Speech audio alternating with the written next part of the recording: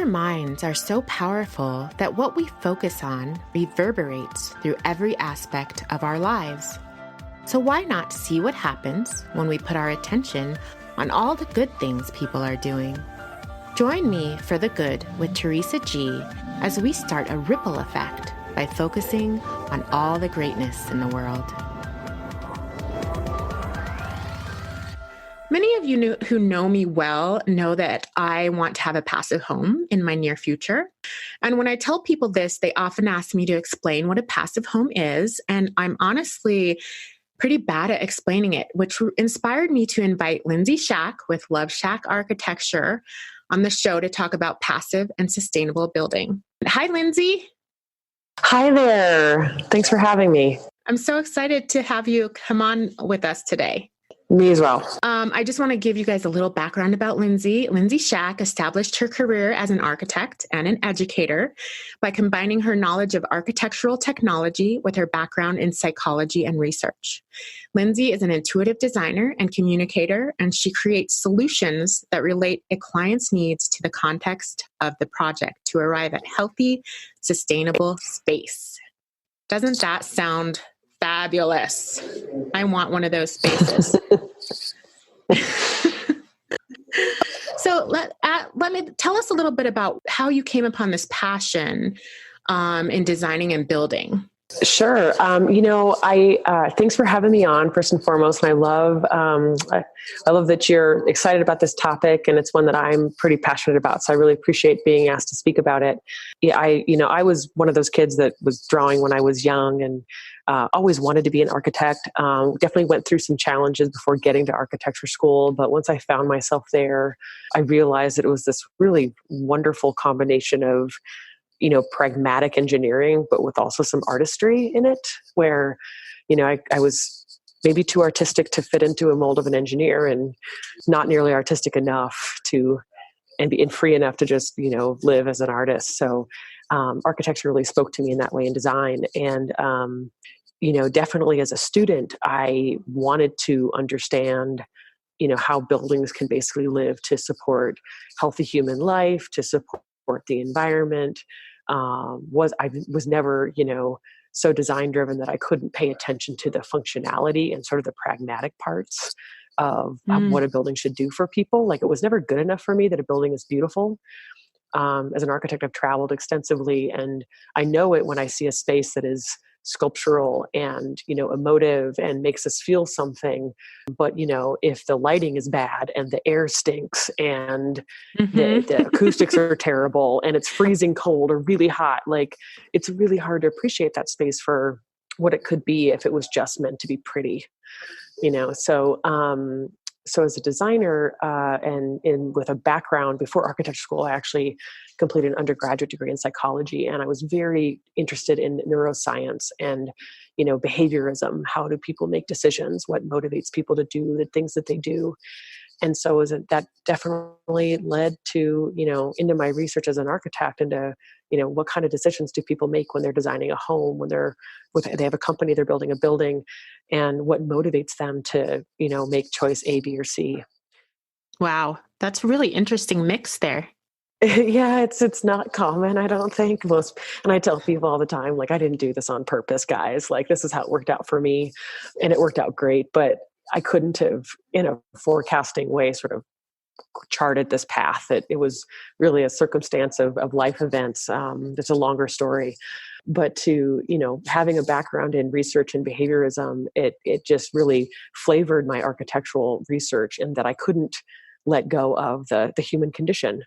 And so as an architect, it felt like, well, why bother unless I'm going to create spaces that are going to support that human condition? And then it just always encouraged me to research farther. Like, well, what is the best way to do this? And to continue to ask questions and to be willing to learn new methods and systems. And ultimately, it led me to the type of practice that I'm in now.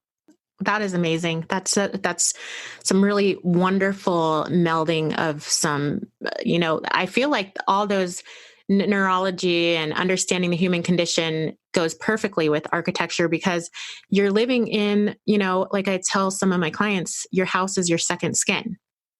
So it's important that your house is healthy and breathing and a good environment for you. So that's just an amazing mix, I think. Thank you. And, so much in architecture is just focused on aesthetics.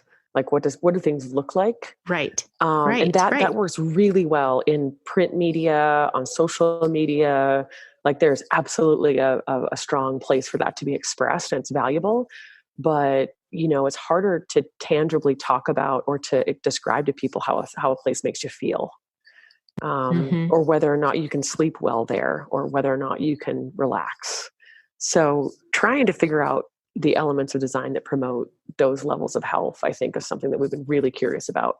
So I guess, my next question was to ask when you started integrating sustainability, but it seems like that would be just sort of part of the whole aspect because you're looking at it at such a holistic approach. But so where in your career did you decide to sort of move more into the sustainable approach? And how do you describe sustainable at your firm? Oh, that's a great question. I guess I would begin to say that I always thought I was operating as a sustainable designer and architect after school. And I will be completely candid that when I discovered passive house design, I went through a whole period of being rather angry because I had been practicing for over a decade at that point. And, I had never heard of this. And I sort of thought, gosh, why wasn't there more building science in my architectural education? Why wasn't the embodied energy of materials more important to the people that taught me, to the people that I learned from as an intern in my first jobs? All of us thought that we were promoting sustainability, and yet we weren't doing what my company's doing now. And I think there's a fairly large knowledge gap among the general public of designers around what's possible in sustainability. And one of our biggest hurdles is, the perception that it's just more expensive and hard to do. But back to your question, how it started for me, I had been working for others for years. I had been teaching as instructor at the School of Architecture at Montana State. I had been working for a couple of different boutique firms. And, just like many people, when the recession happened, I actually found myself pregnant with my first child and needing, more structure around what I was doing. So I started working for the university and then ultimately working privately. And I reconnected with a colleague of mine from graduate school, Lindsey Love. And yes, we're both Lindsays, but we sort of reconnected over social media. She was building her own home in Idaho, which is a hybrid straw bale home. It's a fantastic building. And I was so impressed with her work that I started to learn from her a bit more. Lindsay's expertise is heavily on the materials side, construction side, and in natural materials. And she's designed and worked and built with some of the best natural builders in the West. She had a fairly established career in the Southwest, working in Santa Fe, and bringing some of those, more indigenous and natural methods and low tech stuff back up here. And in working with her, she really pushed me to think really specifically about the materials we were using, about where are they coming from, what are they doing for us, what are they giving us. And between the two of us, my level of technical knowledge and her level of technical knowledge really combined to create this great partnership where we really can have a complementary design relationship. And I learn things from her all the time, and she really does retain sort of helping us retain, I would say, a connection to what a holistic design is, where we're considering so many different things, whether it's the site, what's going on the site of the building, where's the sun, where are the winds coming from, where are the materials coming from, who's using the building, what are their needs, what sensitivities do people have, what are the goals, and what are we ultimately after in this building, because it can do so much for us if we take the time in the design process to pay attention to them and honor those choices and not just sort of hit the easy button and do the status quo, because the status quo out there in building is not really built upon holistic or sustainable design. It's built on a perspective. So, and then the other part of your question, defining sustainability, that it's a tough thing to define succinctly, but the best that I can do is working with design that we feel like we can, that will still be around, years, generations into the future, and it doesn't negatively impact the environment around it. And that comes with the caveat of understanding that like the most sustainable building we can build is no building. So once we step into the arena of like, we're going to build a structure, we're going to build a home, we're going to build whatever it is, a factory, we have already gone beyond basically what would be an ideal sustainable choice. And I think that as sustainable designers, sometimes we wrestle with that, okay, what we're doing is still impacting the environment. And if we're going to do it, well, let's do the best job that we can. So we try to, maintain and continue to push ourselves to live up to that standard.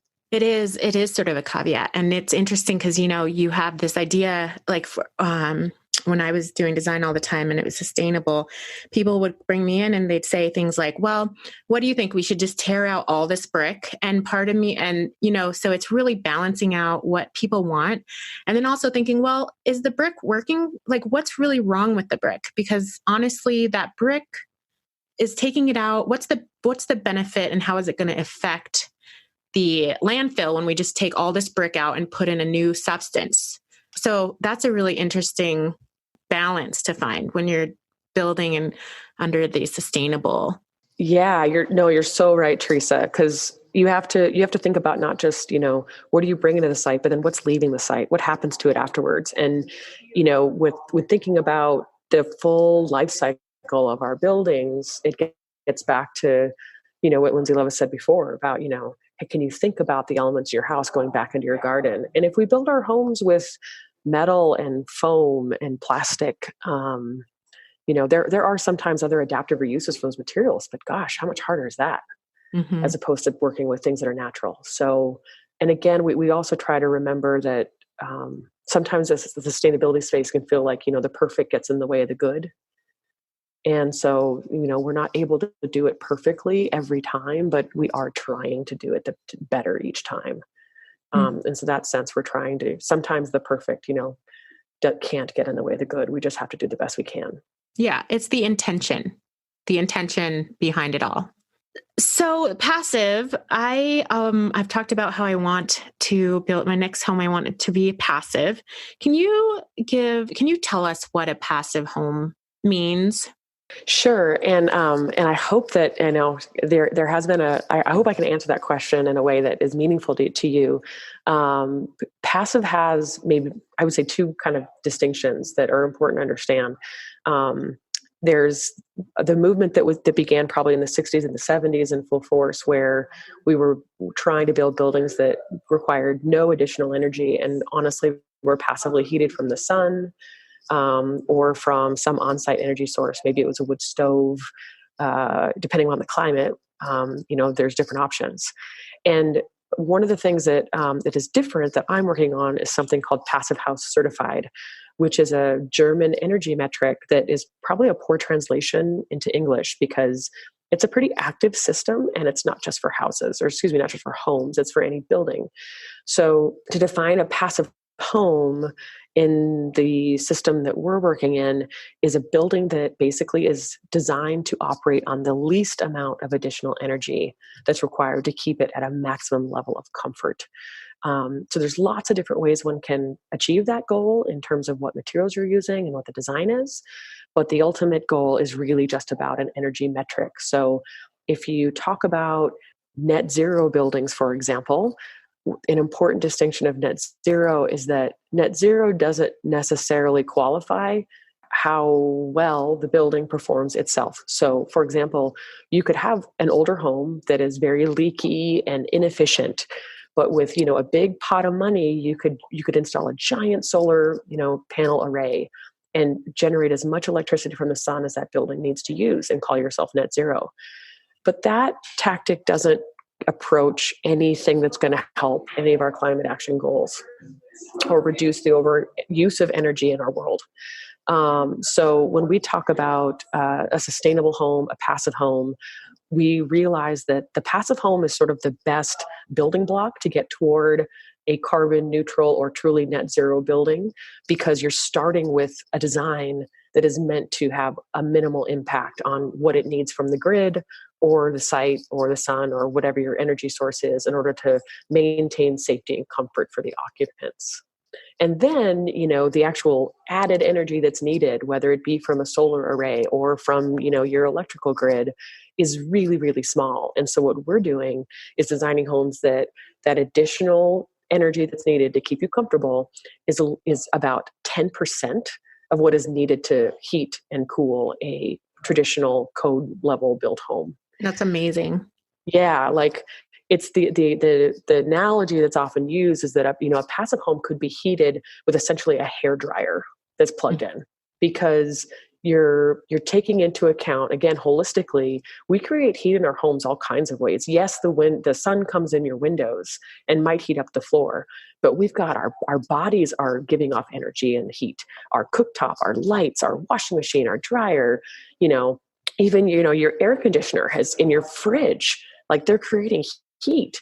And our buildings today are actually designed to be leaky enough to where that moisture and heat can make its way out. And then your heating system can then, bring more heat in to compensate for the loss. And so, in the, 20 or 30 years ago, the Germans really started looking at the building science of building envelopes. They thought, okay, if we build the building super tight, but then we actively ventilate the whole building, we get constant fresh air. So we don't get that sick building syndrome that happened a lot in the 80s. We're not getting mold in the basements. We have constant fresh air. What we get is this very comfortable, safe building where, exterior contaminants like pollen, if you're sensitive to pollens, or smoke from, extensive wildfires, they don't make it into your home because you have, first of all, a super tight home. And second of all, you've got a constantly filtered and refreshed air supply inside your home. And then, it's pretty low tech too. I mean, if you feel like you're getting kind of warm and you want to open the window, you just open the window. Mm-hmm. There are restrictions on that kind of thing. It's not super high tech that like you need an engineer to come by your house and, calibrate it. It's just that you have this opportunity. Yeah. Like no one's going to go for that. But you have an opportunity when you design a building and you build a new structure to set it up that way. And it's your best chance to sort of living in a way where you're requiring a minimum of energy from the grid.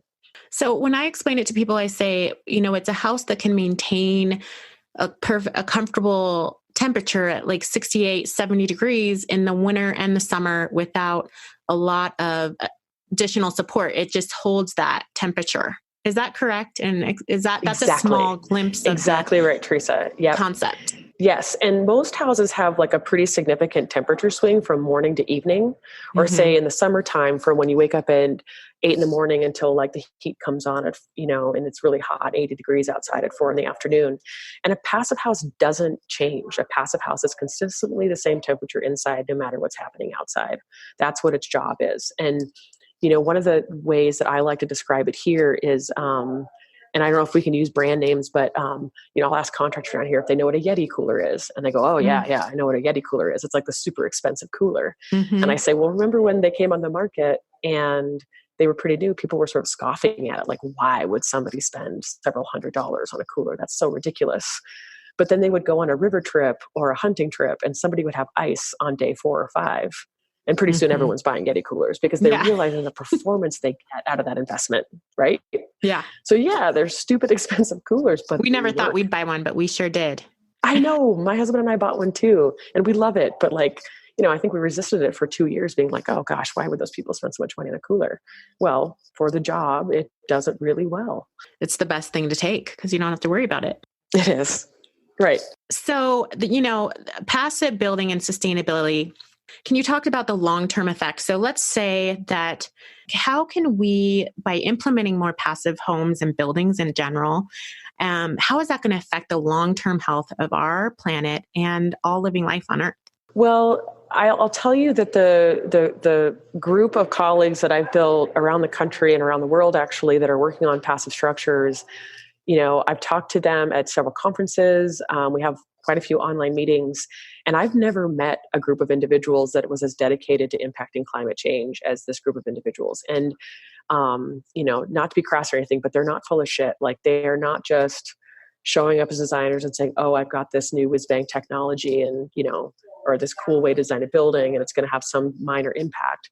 They're honestly sharing information and collaborating in a way that can hopefully get all of us to design better buildings, because we believe that this will be the way that it will become the best practice in the future. It'll just be what you do, because the building science supports that this is the best way to build. And so if all of us are designing our buildings to a higher standard, then the actual, need for energy in our communities will be better spread out. The cost of operating our buildings will go down. For municipalities that are operating housing or institutional buildings, or for schools or universities, where all these taxpayer dollars are going into how a building is going to be, managed over the long term. This system then is going to reduce all those operating costs. It makes a ton of things possible for people if they're not saddled with an unexpected cost and investment in the operation of their buildings. Mm-hmm. And then furthermore, just that level of comfort that one gets in the building, the level of clean air, the quality of sleep one can get, because a passive home is not just consistently, consistent from a thermal standpoint. It's also consistent from a clean air standpoint and an acoustic standpoint. So, if you're trying to value all of your assets and think about what do I value? What are my priorities? Think hard about, how do I value quality sleep at night? How do I value, seasonal allergies? How do I value fresh air if there's something toxic going on outside my building? Is my neighbor, painting their house with a nasty chemical? Is my, am I downwind of something that's not happy, like a forest fire? Mm-hmm.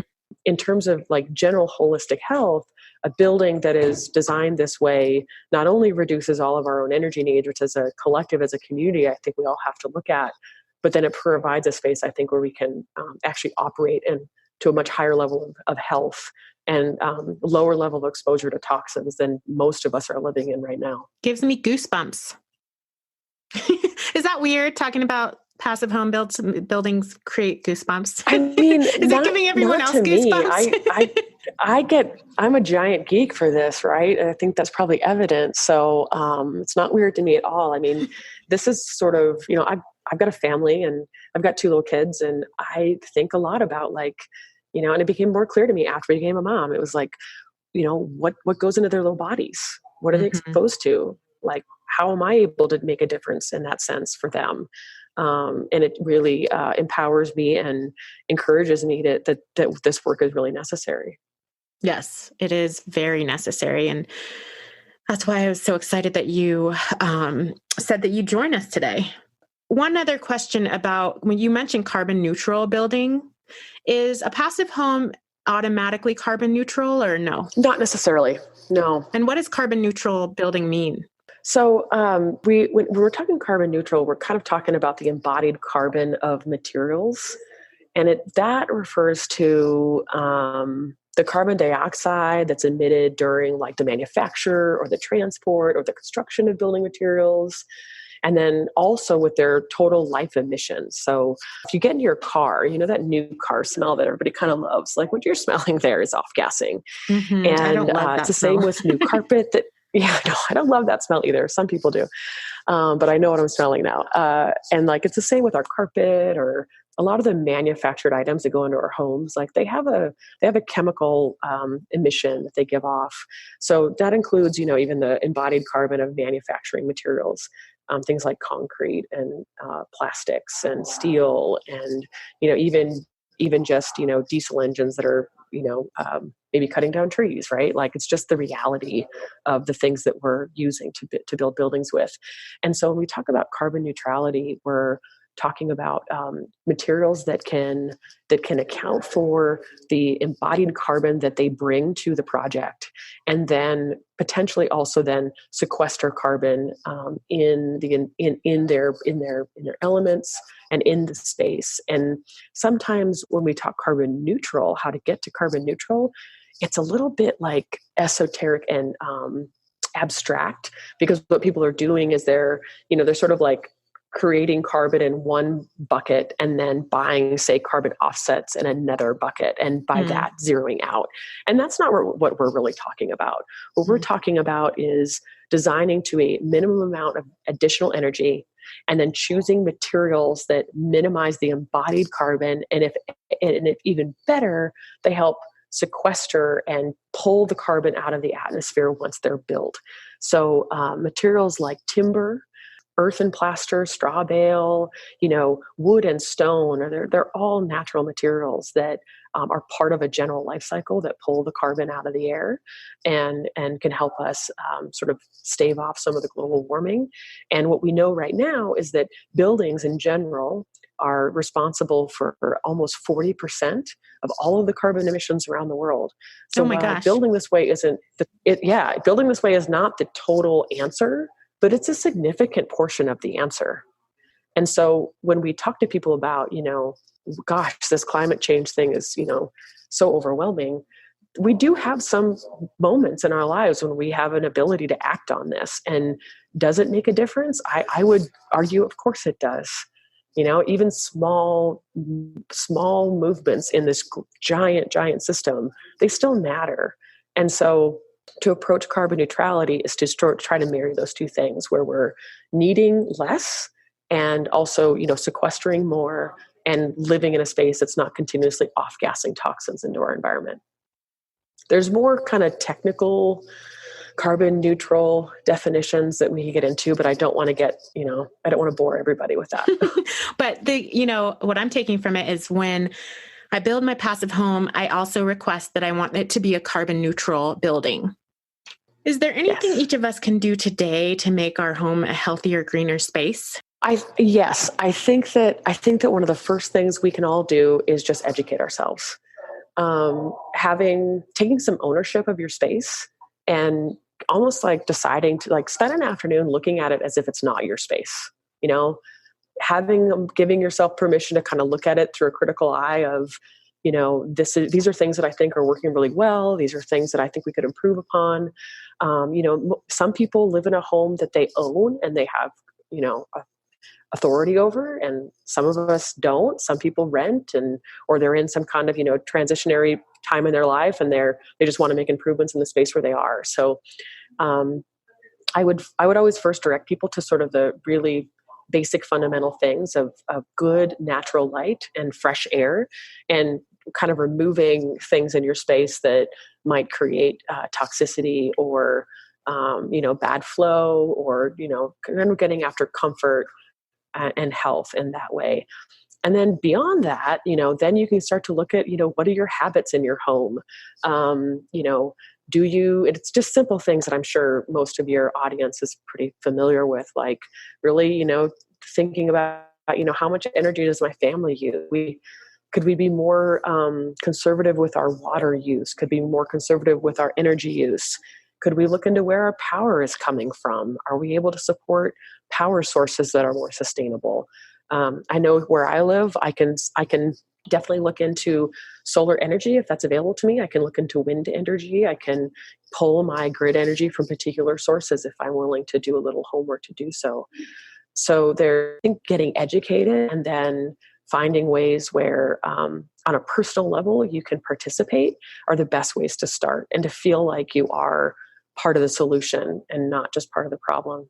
I know as architects, we all have houses of our own and families of our own, and people that we care about. And even for us, sometimes it can be really challenging to wonder if you're doing enough. And at the end of the day, we all want to enjoy our family and have fun and not be so burdened by all of this. So those little choices, I think, can help us feel like we're making progress every day. And then once in a while, you get like a big opportunity. Are you going to buy a car? Are you going to build a home? Are you going to, renovate the building that your company's in? And then you can make a bigger push for reaching a higher standard. But in terms of every day, we all have little habits of what businesses we support, how far away do we go to get our groceries, what kinds of food do we source, and that's everybody's own personal choice. Everybody can figure that out for themselves. But just taking the time to honor those choices, I think, is a good place to start. I love it. What do you do every day that makes you be the best you? Is there something you do every day on a regular basis? It's been a kind of fast and furious several years. And it's slowing down, Gosh, this is a hard question. I think all of us, but my business partner and I, we've both been pretty dedicated to making sure there's still time for things like meditation, health. And one of the things Lindsey Love and I partnered on was, we both wanted to stay in our mountain communities. We both live in relatively small Western communities relative to, other big urban areas of the country. And we knew that we could move to an urban area and, make it big, if we wanted to, we could do that. And maybe we'd be successful. Hopefully we would, but everybody wanted to stay where they were. Nobody wanted to move.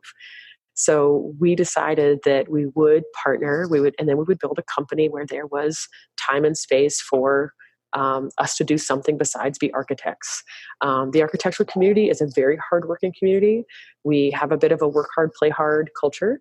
And we worked for others where the culture was very much about, slaving away and, working all week and, not doing much else. And we wanted to have more balance in our lives. So I think for us, one thing we do every day is, showing up for this work means that we're also making time for those things, then making time for self-care. So if you need an hour for a personal appointment, you take the hour and we don't ask questions, and we leave it up to each other to be professional enough and organized enough that we still take care of our commitments while maintaining, whatever level of care we need for ourselves. And so personally, my best bet is if I can get myself out of bed in the morning, and make coffee and then have some time for some, whether it's fitness, going bike riding or running or yoga or meditation, I find that I can better approach the rest of the challenges of the day. So it's not really that unique to anyone else, but, getting up and out of bed in the morning for me before the rest of the house wakes up and is needing me tends to be the best thing I can do to set myself up to feel good. I can relate to that. And I think moms everywhere can.